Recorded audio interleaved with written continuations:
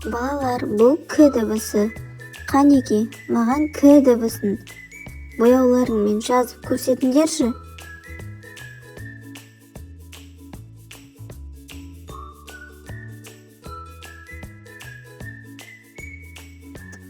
Өте тамаша.